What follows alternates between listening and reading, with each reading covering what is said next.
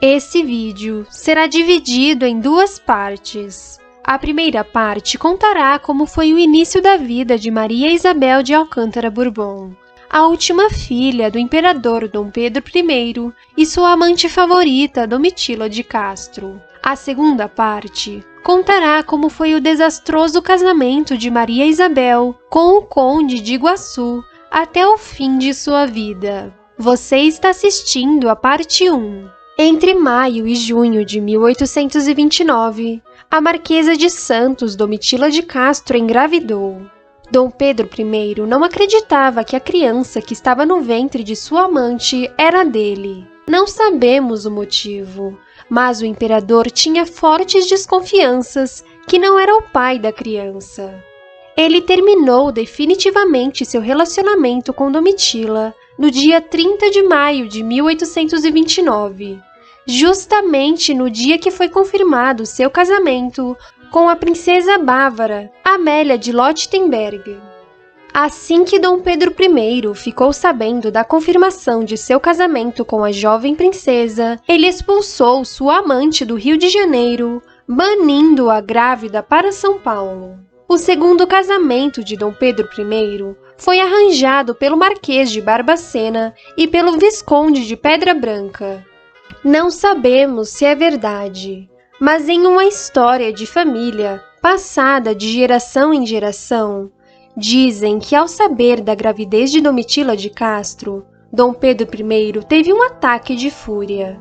E no momento da explosão de raiva, o imperador teria tentado esganar a Marquesa de Santos, dizendo que o filho não era dele.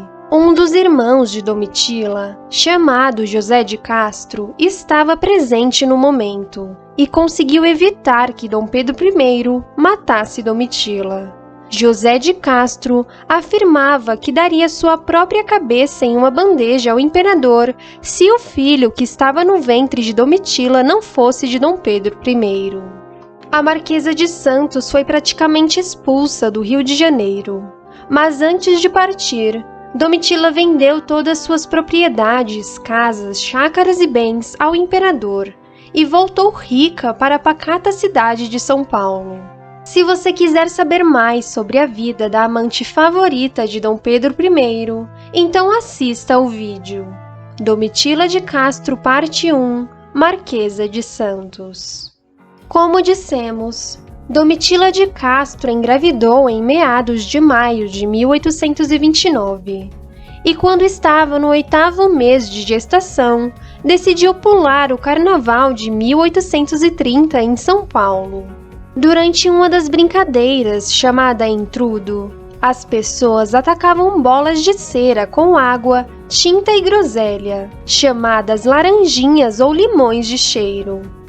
Em tal brincadeira, a Marquesa de Santos foi atingida na barriga por uma dessas laranjinhas de cera com água perfumada. O colar que Domitila usava na ocasião com a imagem de Nossa Senhora da Conceição acabou machucando a cabeça da bebezinha ainda na barriga. Se você chegou até aqui, não se esqueça de curtir o vídeo e se inscrever no canal. Clique no sininho para ativar as notificações. Sobre o fato, a própria menina que estava no ventre da Marquesa deixou registrado anos mais tarde. Estando ela, por infelicidade dela e minha, com a imagem da Senhora da Conceição, que ela sempre trazia ao pescoço pendente, e justamente caiu a laranjinha sobre ela, e eu, que estava de frente, fui que levei a Conceição na testa. Desde esse dia, até o dia 28, eu levei de convulsões no ventre de minha mãe. Nasci com a testa metida para dentro com a imagem perfeita. Foi preciso eu ficar 1 ano e meio presa no quarto e tudo calafetado, ou seja, abafado, para eu não apanhar ar, para assim eu ficar perfeita da testa. A menina havia herdado a rara condição de epilepsia do pai. A Marquesa de Santos deu à luz a sua quinta e última filha com Dom Pedro I no dia 28 de fevereiro de 1830. De início, Domitila não deu nenhum nome à menina e ficou aguardando o imperador entrar em contato para dizer se iria assumir a paternidade da filha. Como Dom Pedro I não assumiu a paternidade da criança, a ex-amante decidiu batizar a menina somente depois da partida de Dom Pedro I para a Europa. O ex-imperador abdicou no dia 7 de abril de 1831 e no dia 24 de maio de 1831, Domitila batizou a menina na casa de Dona Escolástica, a Viscondessa de Castro. No assentamento de batismo feito pelo bispo Manuel Joaquim, aparece que a menina era uma criança abandonada e filha de pais incógnitos. A bebezinha recebeu o mesmo nome de sua falecida irmã, Maria Isabel de Alcântara Bourbon. Como Dom Pedro I não assumiu a paternidade da criança, a marquesa acabou adotando esse sobrenome Bourbon para a filha bastarda. Alguns historiadores também a chamam de Maria Isabel de Alcântara Bourbon II. Domitila decidiu registrar Maria Isabel II como criança abandonada, pois isso facilitaria a alteração no registro mais tarde, caso o imperador mudasse de ideia e quisesse assumir a paternidade publicamente, como havia feito com a filha mais velha do casal, Isabel Maria de Alcântara Brasileira. Ainda no registro de batismo, consta que a menina foi abandonada na casa de Dona Escolástica Bonifácia de Toledo Ribas, sua própria avó. Em julho de 1830, o Marquês de Rezende entrou em contato com a Marquesa de Santos em nome do imperador. Na carta aparece que Dom Pedro I acabou se convencendo que a caçula era realmente sua filha. Diz que sempre teve certeza de que a menina era filha dele e que gostaria que a criança fosse mandada à Europa para receber a mesma educação que a duquesa de Goiás. Fique pela presente na inteligência, em que porventura nunca deixarei de estar, que Sua Majestade Imperial decidido, como sempre esteve, a felicitar a Senhora Dona Maria Isabel, e não descuidará de chamá-la, a fim de mandá-la educar com aquele cuidado e decência que exige a sua categoria, bem como, há pouco, acabou de fazer com sua irmã, a Senhora Duquesa de Goiás. Dom Pedro I nunca conheceu sua última filha com Domitila, pois quando sua amante foi banida para São Paulo, ela estava com poucas semanas de gravidez. Depois disso, nunca mais o imperador reencontrou sua ex-amante. Em 1834, o antigo imperador, que agora estava morando em Portugal, adoeceu. Antes de falecer, Dom Pedro I deixou uma carta recomendando que sua esposa, Dona Amélia, cuidasse de suas filhas bastardas com Domitila. Recomendo a Sua Majestade Imperial a Senhora Dona Amélia Augusta Eugênia de Lottenberg, Duquesa de Bragança, minha querida e adorada esposa, que chame para o pé de si aquela menina que lhe falei, e que nasceu na cidade de São Paulo, no Império do Brasil, no dia 28 de fevereiro de 1830. E desejo que esta menina seja chamada Europa para receber igual educação que se está dando à minha sobredita filha, a Duquesa de Goiás. Ao todo, Dom Pedro I e sua amante Domitila de Castro, a Marquesa de Santos, tiveram 5 filhos juntos. Sobre o primeiro filho do casal, existem algumas divergências. Alguns historiadores dizem que o bebê nasceu morto em 1823. Outros afirmam que Domitila sofreu um aborto espontâneo. A segunda criança foi Isabel Maria de Alcântara Brasileira, a famosa Duquesa de Goiás, nascida em 1824, filha preferida do imperador Dom Pedro I. O terceiro bebê foi Pedro de Alcântara Brasileiro, que nasceu e morreu em 1825. A quarta criança foi Maria Isabel de Alcântara Brasileira I, nascida em 1827 e falecida no mesmo ano. E a quinta e última criança do casal foi Maria Isabel de Alcântara Bourbon II, nascida em 1830, tema desse vídeo.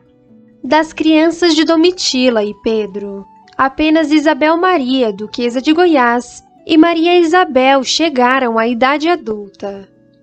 A duquesa de Goiás era a filha predileta do imperador, e por essa razão ele decidiu afastar a menina de Domitila e mandá-la para estudar em um dos melhores colégios de freiras da Europa.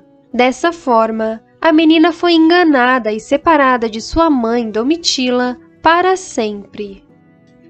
Ainda antes de morrer, o imperador pediu que Dona Amélia de Lottenberg continuasse sustentando a mentira para a duquesa de Goiás, que sua mãe era uma mulher desconhecida que havia falecido no parto. Isabel Maria, duquesa de Goiás, passou décadas acreditando que sua mãe havia falecido. Ela não sabia da existência de sua irmãzinha Maria Isabel no Brasil. Se você quiser entender melhor essa história, então assista ao vídeo Duquesa de Goiás, parte 1, Isabel Maria de Alcântara Brasileira. Assim que o Duque de Bragança, Dom Pedro, faleceu em 1834, Dona Amélia entrou em contato com a Marquesa de Santos para que ela autorizasse que Maria Isabel, a última filha que havia nascido em 1830, fosse enviada à Europa, para receber a mesma educação da Duquesa de Goiás. Entretanto, Domitila não respondeu às cartas dos diplomatas nem de Dona Amélia. Provavelmente, a Marquesa de Santos não queria perder sua outra filha com Dom Pedro I. Toda a corte paulista sabia que Maria Isabel era a última filha bastarda de Dom Pedro I com a Marquesa de Santos.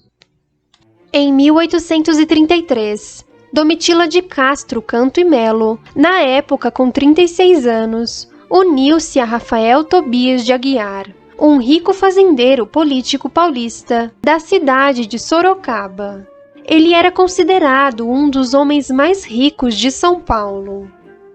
O brigadeiro Rafael Tobias de Aguiar gostava muito de sua enteada Maria Isabel e a tratava muito bem. Anos mais tarde, Maria Isabel recordaria com afeto de seu querido padrasto, qual chamava de compadre. Aliás, você sabia que o brigadeiro Rafael Tobias de Aguiar, segundo marido da Marquesa de Santos, é o patrono da Polícia Militar do Estado de São Paulo? Seu nome homenageia o 1º Batalhão de Choque, chamado Batalhão Tobias de Aguiar, responsável pela rota Rondas Ostensivas Tobias de Aguiar. Continuando. Maria Isabel de Alcântara Bourbon sofria de epilepsia, assim como muitos de seus irmãos, filhos do imperador Dom Pedro I. Durante os seus 7 primeiros anos de vida, Maria Isabel sofreu 3 convulsões. A última convulsão foi tão grave que o médico Dr. Ellis chegou a dizer para Domitila que sua filha nunca mais se recuperaria, mas a menina conseguiu se restabelecer. Ainda na infância, quando Maria Isabel não queria fazer as lições, a Marquesa de Santos a trancava no quarto para pensar, como forma de castigo. A sogra de Domitila, ou seja, a mãe de Rafael Tobias de Aguiar, chamada Dona Gertrudes Eufrosina Aire, já debilitada e idosa, pedia para que Domitila tirasse a menina do castigo, e logo depois da Marquesa abrir a porta, Maria Isabel corria para os braços de Dona Gertrudes em sua cadeira de rodas. Provavelmente, a doença que Maria Isabel tinha herdado do pai a fazia ser muito paparicada e mimada por sua família. Em julho de 1839, Maria Isabel seguiu para o Rio de Janeiro junto com sua mãe por recomendação médica em busca de ares melhores que curavam as pessoas de várias doenças. Seguiram junto a Marquesa e sua filha, seus filhos, o mais velho chamado Felício, de 23 anos, e o pequeno Rafael, de 5 anos. O companheiro da Marquesa, Rafael Tobias de Aguiar, seguiu com sua companheira e sua irmã Maria Benedita de Castro também foi. Além disso, 2 escravizados foram levados com a família para a viagem à capital imperial. A viagem de São Paulo ao Rio de Janeiro, por sua vez, foi um desastre. A embarcação que levava a família passou por uma grande tempestade, fazendo o barco ficar parado por 3 dias em São Sebastião. Em meio a tanta tribulação entre as ilhas e o mar agitado, Domitila de Castro agarrou sua filha Maria Isabel e, chorando muito, rezava dizendo: "Tu és muito infeliz, minha filha. Se na primeira viagem que fazes sofres tanto, o que será da tua vida daqui por diante?" No Rio de Janeiro, Domitila se hospedou na casa da Marquesa de Jacarepaguá. Nessa altura, Titília contava com 42 anos e Maria Isabel, 9. A Marquesa de Santos levou a menina ao Rio de Janeiro e a matriculou no Colégio Hitchings, localizado no Botafogo. Ao chegar lá, a Marquesa se deparou com os representantes da antiga Imperatriz Amélia, que tentavam cumprir o desejo do falecido imperador Dom Pedro I de levar Maria Isabel para ser educada na Europa ao lado da Duquesa de Goiás. Na ocasião, a Marquesa de Santos demonstrou concordar com o desejo do imperador de mandar a menina à Europa, mas disse que era melhor adiar a viagem, pois Maria Isabel havia herdado a doença neurológica do pai. Domitila afirmava que, apesar disso, a menina não era de forma alguma um fardo em sua vida. Em agosto de 1839, Maria Isabel foi matriculada no colégio exclusivo para meninas da elite carioca, chamado Colégio Hitchings, dirigido pela Madame Hitchings.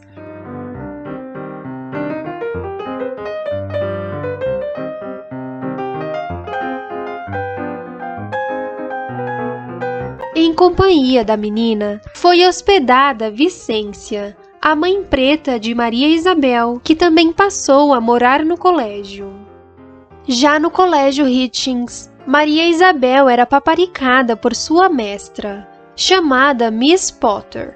Dizem que quando as crianças queriam pedir algo à diretora, elas sempre pediam para que Maria Isabel fosse suplicar à superiora, pois Miss Potter sempre dizia sim aos caprichos da adorável menina. Um ano se passou, e em 1840 a antiga imperatriz Dona Amélia entrou em contato com Domitila para tentar mais uma vez levar Maria Isabel para a Europa. Mas a marquesa recusou o pedido de forma educada e diplomática. Provavelmente Domitila tinha receio sobre a saúde da garota e não queria perder sua outra filha. Em 1840, Rafael Tobias de Aguiar foi eleito novamente como presidente da província de São Paulo. Domitila de Castro agora era vista como a primeira-dama. Juntos desde 1833, o casal ainda não havia contraído matrimônio. Isso era um escândalo para a sociedade paulistana, que fazia vista grossa. No ano que Rafael Tobias de Aguiar assumiu o governo de São Paulo, sucederam alguns impasses políticos, que culminaram em uma revolta. No dia 14 de junho de 1841, em meio à turbulência e por motivos financeiros, Domitila de Castro e Rafael Tobias de Aguiar decidiram se casar. Na casa de Dona Gertrudes, foi preparado um lindo altar. A Marquesa de Santos usava um luxuoso vestido e joias. Rafael Tobias de Aguiar usava uma roupa de gala. Nesse dia, foi oficializado o casamento do casal, que estava junto há mais de 7 anos. Após a comemoração, Domitila foi ao encontro de sua filha Maria Isabel e, abraçando e beijando a menininha, disse que tinha se casado para que a garota nunca sentisse vergonha de sua mãe. Nesse período, Domitila acabou tirando Maria Isabel do colégio, após 3 anos matriculada. A revolta que acontecia em São Paulo no ano de 1842 envolvia Rafael Tobias de Aguiar, que decidiu fugir. Domitila e a família se refugiaram no convento de Santa Clara, pois a abadesa era prima de Rafael Tobias e iria amparar todas as mulheres e crianças da família. Alguns dias depois, Domitila ficou sabendo que as tropas de Caxias iriam revistar o convento, pois suspeitavam que Rafael Tobias estava lá escondido. As freiras e as mulheres que habitavam o convento estavam com muito medo do que poderia acontecer caso as tropas do exército invadissem o convento. Mas Domitila, perspicaz, em meio às incertezas e ao caos, decidiu enterrar as joias e tesouros no pátio do convento, pois temiam por serem saqueadas ou terem seus bens confiscados. A terra do chão do pátio do convento era consistente e densa.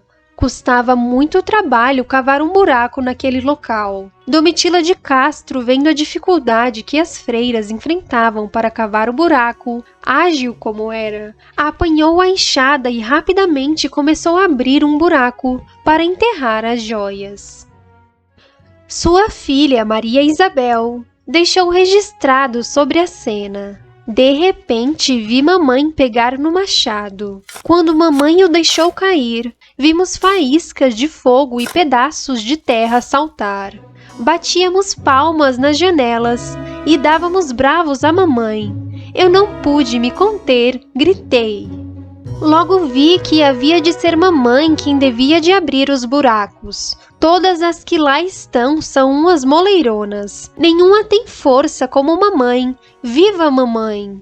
Depois que a ativa Marquesa de Santos enterrou os tesouros, entrou pelos portões do convento um secretário de Caxias, que desejava falar com a abadesa, pois recebia ordens para revistar o convento. Os militares que procuravam Rafael Tobias de Aguiar nada encontraram. O tempo passou. Domitila recuperou seus tesouros enterrados e as coisas entraram nos eixos. O imperador Dom Pedro II, que era meio-irmão de Maria Isabel, deu à sua irmã bastarda diversas terras, propriedades e bens, como gados e pastos localizados em Minas Gerais. Os anos passaram e Maria Isabel de Alcântara Bourbon tornou-se uma moça muito bela, mas com uma personalidade um pouco difícil de lidar. Ela acabou se casando anos mais tarde, mas seu casamento foi extremamente infeliz. Se você quiser saber como foi o fim da vida da caçula de Dom Pedro I e Domitila, então assista a parte 2. Valorize a história e compartilhe esse vídeo com seus amigos.